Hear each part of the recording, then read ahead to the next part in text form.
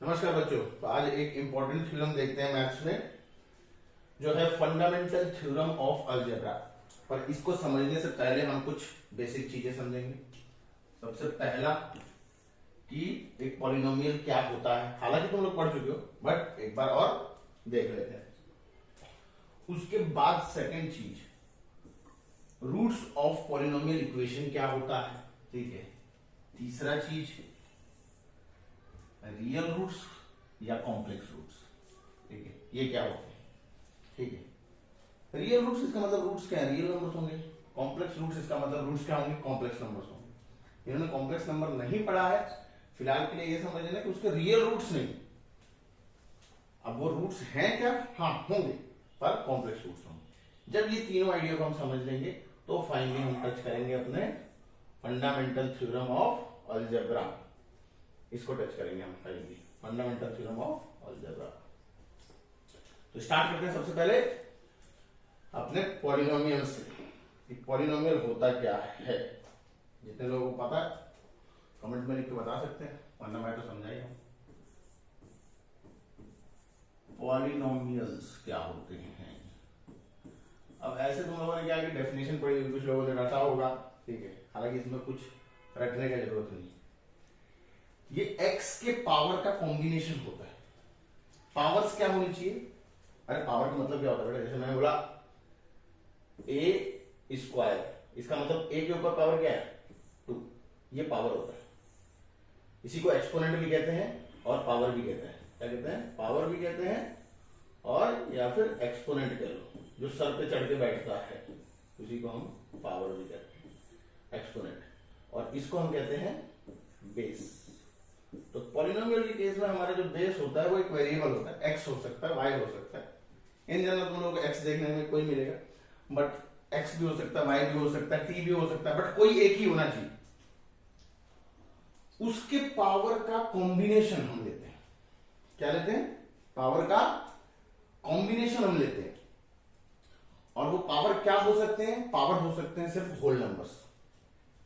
मतलब अगर हमारे में कोई टर्म ऐसे आ गया x की पावर -1/2, ठीक है, या x की पावर -1, x की पावर -2, अगर एक भी ऐसा टर्म आ गया तो पॉलिनोमियल की कैटेगरी में नहीं आएगा। तो मैंने क्या बोला, x की पावर की कॉम्बिनेशन।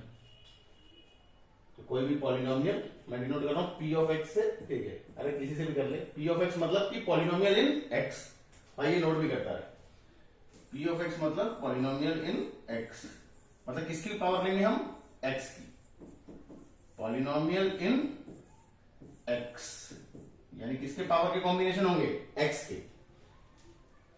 तो x के पावर का कॉम्बिनेशन होना चाहिए। पावर क्या क्या हो सकता है, मैंने बोला x का पावर 0 हो सकता है, x का पावर 1 हो सकता है, x का पावर 2 हो सकता है, ऐसे चलते जा, x की पावर n हो सकता है। इन सबका लीनियर कॉम्बिनेशन। लीनियर कॉम्बिनेशन का मतलब, अब x की पावर n जरूरी थोड़ा अकेला हो, इसके साथ कोई नंबर, रियल नंबर स्पेशली बोल रहा हूं, कोई रियल नंबर मल्टीप्लाई हो सकता है, उसका नाम मैंने क्या दे दिया, an, प्लस पावर n-1, तो उसके कोफिशिएंट, इसको हम कहते हैं कोफिशिएंट। x की power n-1 power x, sorry a n-1 x की पावर n-1 प्लस, ऐसे चलता जाए, a स्क्वायर के साथ क्या होगा a2 प्लस x की पावर 1 तो a1, अरे नाम दिया यार, ये सब कोफिशिएंट है, प्लस a0, ये नीचे है सब स्क्रिप्ट है। अब x की पावर 0 तो 1 होता है, इसलिए यूजुअली हम एक पॉलिनोमियल को कैसे लिख देते हैं, a की पावर n x की power n plus a n-1 x की पावर n-1, ये a n x की power n plus a n-1 x की power n-1 plus a n-2 x की पावर n-2, चलता जा, a1 x की पावर 1 प्लस a0, इसके साथ x की पावर 0 था, बट x की पावर 0 क्या हो जाएगा, 1 हो जाएगा। कोई भी मतलब एक्सप्रेशन इस फॉर्म में होगा तो उसको हम क्या कहते हैं, पॉलिनोमियल। ऑब्वियसली पावर क्या होना चाहिए, पॉलिनोमियल। अब हम ये चेक कर लेते हैं कि कौन कौन से पॉलिनोमियल होंगे, तो एग्जांपल्स देखते हैं, तब आइडिया क्लियर होगा। कौन कौन से पॉलिनोमियल्स होते हैं। तो एग्जांपल देख रहे हैं हम। तो पहला example p of x 3x square plus 1, क्या ये पॉलिनोमियल है? हाँ, मतलब क्या दिक्कत है तो ठीक है। तुम बोलोगे नहीं x स्क्वायर है, x का पावर 1 तो है नहीं। अरे नहीं होने दे, मैंने कब कंपलसरी बोला कि सारे पावर को होना जरूरी है? भाई उसका कोफिशिएंट 0 हो गया होगा जिसके साथ वो मल्टीप्लाई था, मल्टीप्लाई थे ना ये लोग, ये देखो इनके साथ ये मल्टीप्लाई है ये तो जो x के साथ था ये a1, ये क्या होगा? 0 होगा ये वाले केस में। ठीक है, अलाउ है। x की पावर तो होल नंबर है, रियल नंबर से मल्टीप्लाइड है। ठीक, सही। तो ये पॉलिनोमियल है। दूसरा p ऑफ x बराबर 5x cube plus 3x plus और 3 लगा, क्या पॉलिनोमियल है? x की पावर सब होल नंबर ही, कोई दिक्कत तो नहीं। यहाँ पे पावर 3 है, यहाँ पे पावर 1 है, यहाँ पे x की पावर 0 है। तो क्या ये पॉलिनोमियल है? बिल्कुल है, ये पॉलिनोमियल है, बिल्कुल है पॉलिनोमियल। तीसरा देखते हैं p ऑफ x बराबर मैंने लिया 5x square plus 3x plus 2 into x की पावर -1, क्या ये पॉलिनोमियल है? क्या ये पॉलिनोमियल है बेटा? नहीं, ये दिक्कत नहीं दे रहा, दिक्कत तो यहां आ गई x की पावर -1। मैंने बोला सिर्फ होल नंबर बना दिया। होल नंबर कहां से शुरू होते हैं? 0 1 2 3, सिर्फ इसके कारण ना ये पॉलिनोमियल नहीं। एक टर्म भी काफी है। अब एक एग्जांपल तुम लोगों को दे रहा हूं, कमेंट में इसका आंसर बताना। p ऑफ x बराबर 3 टाइम्स x की power 4 plus 5x square plus 3x minus 2 x की पावर -1/2। x की पावर क्या है? -1/2। क्या ये पॉलिनोमियल है या नहीं, ये कमेंट में बताना। तो होपफुली तुम लोग पॉलिनोमियल का आइडिया समझ गए होंगे, अब क्योंकि मैंने पॉलिनोमियल की बात की तो डिग्री ऑफ पॉलिनोमियल की बात कर लेता हूं। एक टर्म आता है degree of polynomial. Degree of polynomial ये बेसिकली कुछ नहीं होता। पॉलिनोमियल में जो टर्म होगी विद हाईएस्ट पावर जो होता है वही डिग्री होता है। हाईएस्ट पावर जो होता है वही डिग्री होता है। ये कोई बड़ी बात नहीं थी। एक पॉलिनोमियल ले लेते हैं, p ऑफ x बराबर 3x square plus 5x minus 2x की पावर 5। इसका डिग्री क्या होगा? मैंने बोला यहाँ पे x का पावर 2 है, यहाँ पे x का पावर 1 है, यहाँ x का पावर 5 है। मैंने क्या बोला? हाईएस्ट पावर ही क्या होता है? डिग्री। हाईएस्ट पावर ही क्या होता है? डिग्री होता है। तो इसका डिग्री क्या होगा? 5। तो इसका डिग्री क्या होगा? डिग्री हम बोलेंगे इसका क्या होगा? डिग्री ऑफ p ये होगा 5। अच्छा एक बात बताओ, जिस पॉलिनोमियल में x के टर्म नहीं है, जैसे फॉर एग्जांपल देखते हैं p ऑफ x बराबर 5, p ऑफ x बराबर 5, इसको हम कहते हैं कांस्टेंट पॉलिनोमियल। भाई तू x बदलता रहे, मैं नहीं बदलने वाला। तो ये होता है क्या? Constant polynomial. सिर्फ 5 ही नहीं, कोई भी कांस्टेंट नंबर हो जाए इसको क्या कहते हैं? Constant polynomial. मैंने पूछा इसका डिग्री क्या होगा? मैंने बोला अरे यार बेकार क्वेश्चन कहां पूछ रहे हो। इसको देखो 5x की पावर 0, क्लियर कट दिख रहा है। डिग्री क्या है? 0। तो डिग्री ऑफ p क्या आ गया? 0। अच्छा एक और विचित्र चीज देख ले, ठीक है, नोट कर सकता। p ऑफ x बराबर 0, इसको हम कहते हैं जीरो पॉलिनोमियल है। तो ये भी कांस्टेंट पॉलिनोमियल ही, इसको हम कहते हैं जीरो पॉलिनोमियल। मैंने बोला इसकी डिग्री बता, इसकी डिग्री बता। तो बोला ठीक है इसकी भी वही होगी 0। मैंने बोला अच्छा इसको देख क्या लिख सकता है? क्या तो लिख सकता है 0 इंटू एक्स की पावर 0, सही है। तो बोलेगा डिग्री 0 है। अच्छा मैंने बोला लिख 0 इंटू एक्स की पावर 2, तो तू बोलेगा डिग्री 2 है। लिख सकते 0 इंटू एक्स की पावर 500, लिख सकता है, क्योंकि वो तो फाइनली मल्टीप्लाई होकर क्या हो जाएगा, 0 हो जाएगा। तो ये इकलौता पॉलिनोमियल है जिसकी डिग्री जो है नॉट डिफाइंड है, इसकी डिग्री डिफाइंड नहीं, क्योंकि अगर किसी पॉलिनोमियल की डिग्री होगी तो वो यूनिक होगी, एक ही नंबर होगा। ऐसा नहीं कि एक से ज्यादा होगा, तो बोला नहीं डिग्री 0 होगा, बोलेगा 2 होगा, बोलेगा 5 होगा, बोलेगा 500 होगा, बोलेगा 1000 होगा, ऐसे नहीं चलता। एक पॉलिनोमियल एक डिग्री, सिर्फ इकलौता पॉलिनोमियल है जिसकी डिग्री डिफाइंड नहीं है, वो है 0 पॉलिनोमियल। तो ये पॉइंट को नोट कर सकता है। छोटी छोटी चीजें ही हैं बेटा जो हमें जेई एडवांस क्रैक करने में हेल्प करती है। जेई एडवांस जो है वो बेसिकली ये नहीं चेक कर रहा होता कि कितने बड़े फॉर्मूले तुम्हें पता है, कितना उसमें तुम्हारा महारत है, नहीं, तो चेक कर रहा होता है कि तेरा बेसिक कितने अच्छे तरीके से क्लियर है। अगर तेरा बेसिक्स अच्छे से क्लियर है तो जेई एडवांस सच बता दूं is much easier than JEE Main. ये बात को दिमाग में रखना। तो कोई भी छोटी से छोटी बात को इग्नोर मत करना। चल अब आगे बढ़ते हैं। अब अपने को पता चल गया भाई कि पॉलिनोमियल्स क्या होते हैं, उसकी डिग्री क्या होती है, ठीक है। अब अगला अपना टॉपिक आएगा roots of polynomial equation. Roots of polynomial equation. Roots of polynomial equation का मतलब ये है कि वो पॉलिनोमियल कौन से x की वैल्यू पे 0 हो रहा है। रूट मतलब होता है जमीन, और जमीन है हमारा बराबर 0। तो मैंने बोला p ऑफ x बराबर 3x प्लस 5। मैंने बोला इस पॉलिनोमियल की जीरोस क्या होंगी। एक और वर्ड यूज होता है, मैंने जब क्या बोला पॉलिनोमियल की जीरोस क्या होंगी। जीरोस क्या होंगे इसका मतलब है कि पॉलिनोमियल कौन से x पे 0 होगा।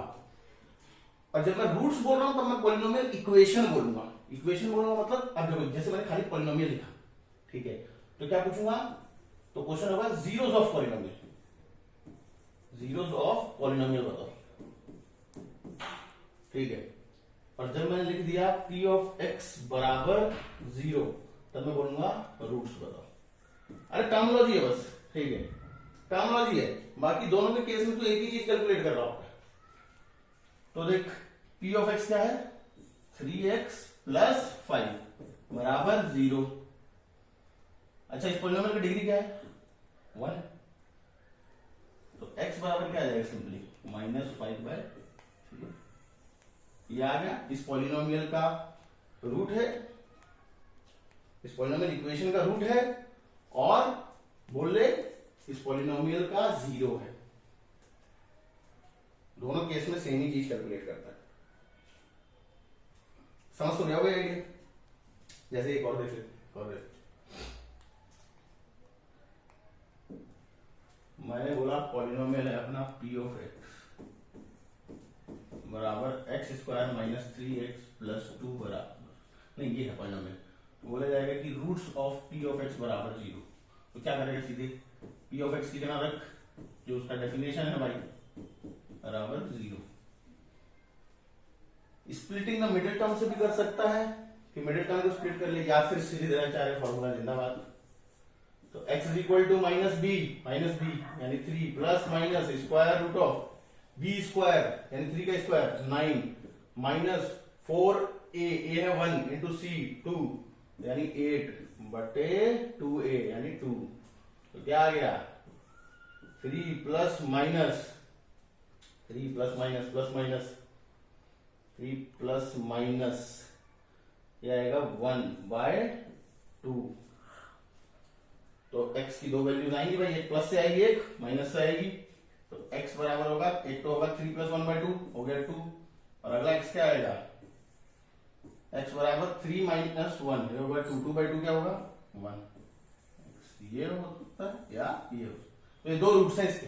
कितने रूट्स हैं, दो रूट्स, और दोनों के दोनों क्या रियल नंबर्स हैं। हाँ भाई रियल नंबर्स हैं, रियल नंबर्स हैं, रियल नंबर्स हैं। कुछ ऑब्जर्व करेंगे अभी ये जो दो पॉलिनोमियल होंगे, तो दो रूट्स थे, इसमें तो कोई डाउट अपने को है, दो रूट्स दोनों के दोनों क्या रियल नंबर थे भाई, 1 भी रियल नंबर 2 भी रियल नंबर, ठीक है। तो वैसे रूट्स को हम कहते हैं रियल रूट्स, क्या कहते हैं, रियल रूट्स। तो पुराने वाले के कितने रियल रूट्स थे, इस वाले के, तो तू क्या बोलेगा, इसके कितने रियल रूट्स थे, 2 रियल रूट्स। कितने, 2। एक x बराबर 1, एक x बराबर 2, 2 रियल रूट्स। अब देखो 2 रियल रूट्स थे, ये बात तो सही है। तो ये इसका मतलब क्या बार बार बोल रहे हैं, real roots, real roots, real roots, और मैंने दूसरा बार बोला कॉम्प्लेक्स रूट्स या इमेजिनरी रूट्स, कुछ तो रियल रूट्स, रियल रूट्स। तो इससे पुराने वाले को मैंने सॉल्व किया क्वाड्रेटिक को, x square minus 3x plus 2 बराबर 0, इसको हम क्वाड्रेटिक कहते हैं। सेकंड डिग्री वाले क्या कहते हैं, क्वाड्रेटिक। 1 डिग्री वाले को कहते हैं लीनियर। तो इसके 2 वैल्यू आए थे, x बराबर 1 और x बराबर 2। दोनों रूट्स क्या रियल नंबर्स हैं, 1 भी रियल नंबर है, 2 भी रियल नंबर। तुम बोलोगे इसमें कौन सा नहीं बात है, रियल नंबर ही तो आएगा। मैंने बोला अच्छा, ये जरा इसको सॉल्व कर। x square plus x plus 1 बराबर 0। तो बोलेगा हाँ सीरीज है, जरा फॉर्मूला लगाएंगे। हाँ लगा। x बराबर माइनस बी यानी -1 plus minus square root of b square, 1 का स्क्वायर माइनस 4a है 1 और c भी है 1, 4/2। ध्यान दे क्या है, -1 plus minus square root of -3/2। भाई हमारे रियल नंबर्स में अब तक कोई भी ऐसा नंबर नहीं आया था जिसके अंदर स्क्वायर रूट के अंदर नेगेटिव क्वांटिटी हो, ऐसा कोई भी नंबर नहीं था। तो इसका मतलब इसके रूट्स रियल नंबर्स नहीं हैं। तो इसको हम ऐसे लिखते हैं, नो रियल रूट्स। क्या कहते हैं हम इसके, no real roots, no real roots. Real roots नहीं मतलब इसके रूट्स रियल नंबर्स नहीं है। तो क्या है, तो उसी को कह देते हैं कि भाई कॉम्प्लेक्स है रूट्स। क्या है, कॉम्प्लेक्स रूट्स हैं दोनों के दोनों, कॉम्प्लेक्स रूट्स हैं दोनों के दोनों। रियल नंबर्स तो नहीं है, तो इसी को हम कहते हैं नो रियल रूट्स, इसे कहते हैं कॉम्प्लेक्स रूट्स। इसको और डिटेल में हम समझेंगे जब कॉम्प्लेक्स नंबर का आइडिया हो जाएगा तब, बट फिलहाल ये समझ नो रियल रूट्स बोल रहा हूं मैं, कॉम्प्लेक्स रूट्स की बात कर रहा हूं। अब हम अपने अगले पॉइंट पे आते हैं। अगला पॉइंट तो हमारा कौन कौन से पॉइंट हमने कवर कर लिए, हमने कवर कर लिए हैं, ये कवर कर लिया, ये कवर कर लिया, और इसका मतलब भी हम समझ गए। अब आ जाते हैं fundamental theorem of algebra. Fundamental theorem of algebra, अरे मैंने शॉर्ट में लिखा था FTOA, ठीक है। अब आ जाते हैं फंडामेंटल थ्योरम ऑफ अलजेब्रा। ये क्या कहता है, ये बड़ा इंपॉर्टेंट है। इसका प्रूफ हम लोग ना मैथ्स में ग्रेजुएशन में जाके देखते हैं, जब ग्रेजुएशन कर रहे होते हैं ना मास्टर डिग्री, तब जाके इसका प्रूफ करने के लिए पूरा 4 महीने का एक अलग से कोर्स चलता है, एक सेमेस्टर का पूरा 4 महीने का कोर्स चलता है। उस कोर्स में खाली इस प्रूफ को करने के लिए चीजों को समझ रहे होते हैं, और उसको समझने के लिए हमें और पहले मैथ्स के 2 या 3 ग्रेजुएशन के कोर्स करने पड़ते हैं, तब जाके वो कोर्स हम करते हैं, तब जाके इसका प्रूफ हम समझते हैं। फिलहाल के लिए हमारे स्टेटमेंट से काम चल जाएगा, ठीक है। ये क्या बोल रहा है, एनी n डिग्री पॉलिनोमियल, मतलब उसका हाईएस्ट पावर क्या होगा, n होगा। Any n degree polynomial equation,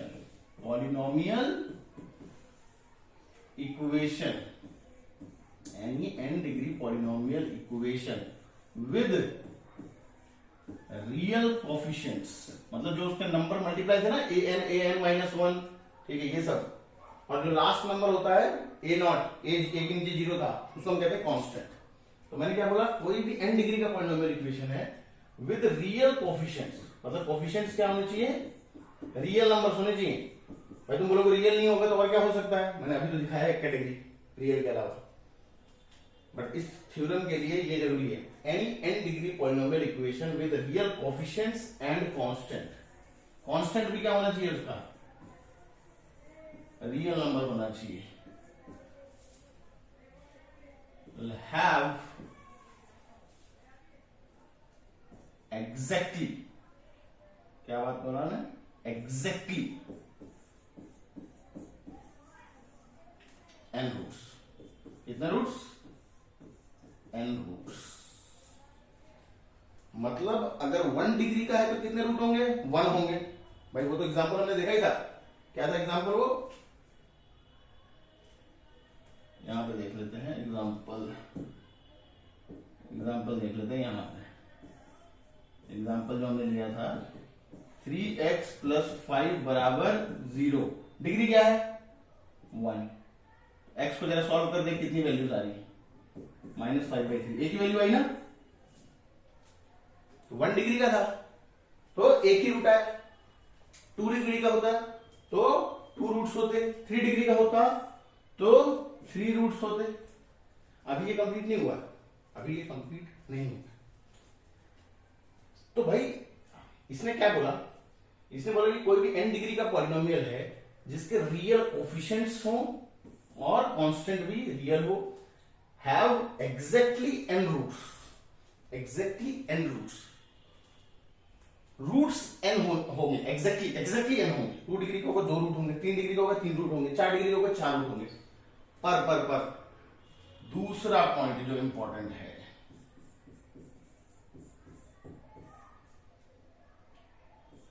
and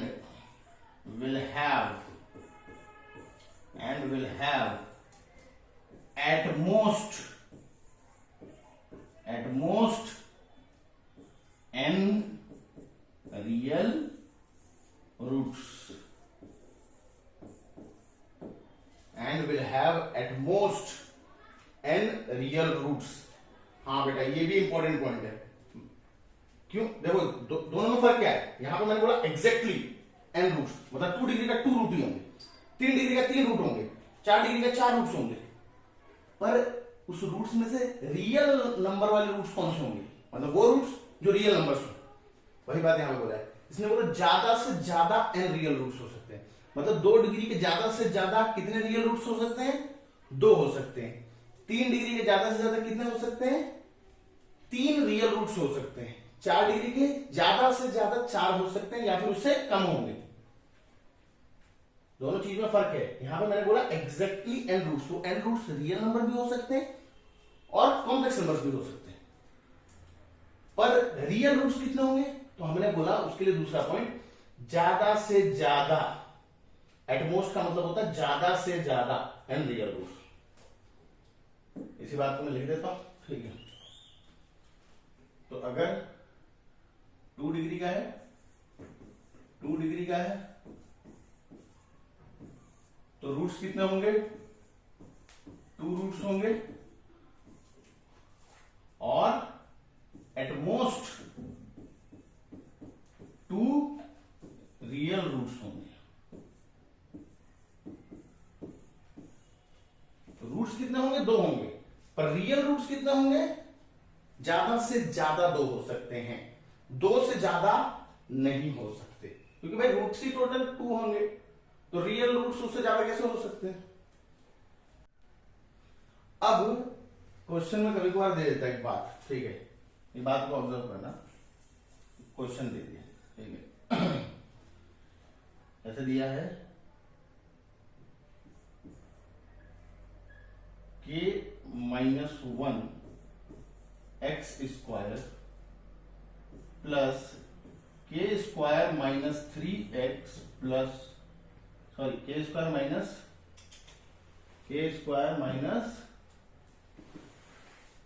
3k, k² minus 3k plus 2x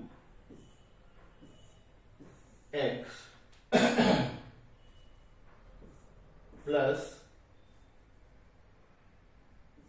k - 1 बराबर 0 has 3 रूट्स। कितने रूट्स हैं? 3 रूट्स, और ये पॉलिनोमियल किसमें? x में। देन k का वैल्यू क्या होगा? मैंने बोला यार फंडामेंटल थ्योरम ऑफ अलजेब्रा क्या कहता है, n डिग्री का है तो ज्यादा से ज्यादा n रूट्स होंगे। ये 2 डिग्री का है, 2 डिग्री का है ये, और रूट्स 3 हो गए। ऐसे सिनेरियो में क्या होगा? सारे के सारे कोफिशिएंट्स क्या होने चाहिए? 0 होने चाहिए।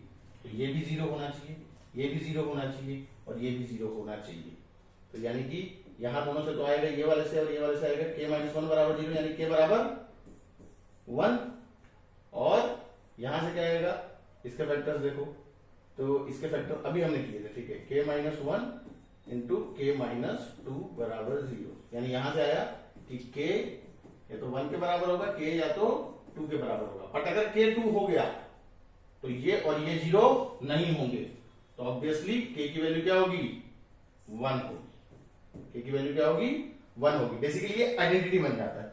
अब राइट हैंड साइड के बराबर होना है तो पूरे के पूरे को 0 होना पड़ेगा, तो तीनों कोफिशिएंट को 0 कर दे, क्योंकि 3 रियल रूट्स फंडामेंटल थ्योरम को वायलेट कर रहे हैं ना यार, वो हमारा ब्रह्मास्त्र है। तो आइडिया समझ तो गए होंगे। अब इसी आइडिया को हम इलेबोरेट करेंगे जब हम नंबर ऑफ रूट्स के बारे में पढ़ेंगे, ठीक है, तब इस आइडिया को हम और ज्यादा डिटेल में इलेबोरेट करेंगे। तो इस आइडिया में किसी को भी कोई डाउट है वो कमेंट्स में लिख सकता है, ठीक है, उसका जवाब दिया जाएगा। तो तब तक मस्त रहो, स्वस्थ रहो। जय हिंद, जय भारत।